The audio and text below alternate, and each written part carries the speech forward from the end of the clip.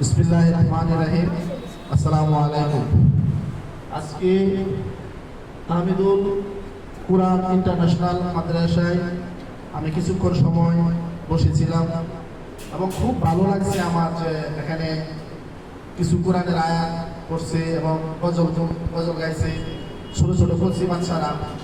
এবং এই মাদ্রাসার সাথে আমি অনেক দিন যাবৎ জড়িত। যতটুকু পারি আমার তরফ থেকে আমি চেষ্টা করি যে সবাইকে বা যারা এখানে উপস্থিত আছে সবাই সহযোগিতা করার জন্য। আর বিশেষ করে আমার ছেলে মামুদ এখানে পড়াশোনা করে, তোমাদের সাথে তোমরাও ঠিক আমার সন্তানের মতো। তো আমি আশা করি যে আজকে যেভাবে আমি যা শুনলাম এখানে গজল গাইছে এবং কোরআন তেলাওয়াত খুব সুন্দর করে কোরআন তেলাওয়াত পেশ করছি, এরকম একটা প্রতিযোগিতা যাতে সবসময় তোমাদের মনের মধ্যে থাকে। আর এখানে উপস্থিত আমাদের ওই মাদ্রাসারই সহকারী শিক্ষক যারা তোমাদের অক্লান্ত পরিশ্রম করে যাতে তোমরা একদিন মানুষের মতো মানুষ হও, আজাহারি হুজুরের মতো বিদেশে গিয়ে ওয়াজ করতে পারো। উনিও তো বাংলাদেশেরই সন্তান, উনিও একজন মায়ের গর্ভ থেকে হয়েছে। উনি আল্লাহর তরফ থেকে ডাইরেক্ট পাঠাইছে না, তোমাদের মতো ছোট ছিল, বড় হয়েছে, মা বাবার কথা শুনছে, আজকে বড় উচ্চ মানের আলেম হয়েছে, হুজুরের কথা শুনছে। এই জন্য এখানে আমার সন্তান পড়াশোনা করে, তোমরা আমার সন্তানের মতো। একটা কথা রিকোয়েস্ট করবো, সবসময় তোমরা মন দিয়ে পড়াশোনা করবা এবং হুজুর যা বলে সেটা ফলো করবা। আর হুজুরে আজকে একটা কথা বলছে, তোমরা দুষ্টমি করছো, একটা ব্যাগ দিয়ে বাড়ি দিছে, আমি পয়সা বাপের পুত বাড়িতে গিয়ে বিচার দাও, হুজুর আমার মারছে। কোনোদিন এগুলো করবা না। হুজুরে যদি মারেও তোমার ভালোর জন্য মারছে।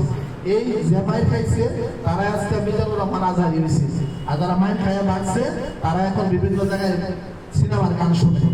আর এই সিনেমার গান শোনার জন্য এখন আসো নাই, আসছো মানুষের মতো মানুষ হওয়ার জন্য। তোমার আম্মা আম্মা সবাই টাকা খরচ করতেছে তোমাদের পিছিয়ে, তোমার মানুষ হওয়ার জন্য। অতএব একটা কথা বলবো, আমার সন্তান এখন পড়াশোনা করে, আমি আসি সবসময় মাদ্রাসায়।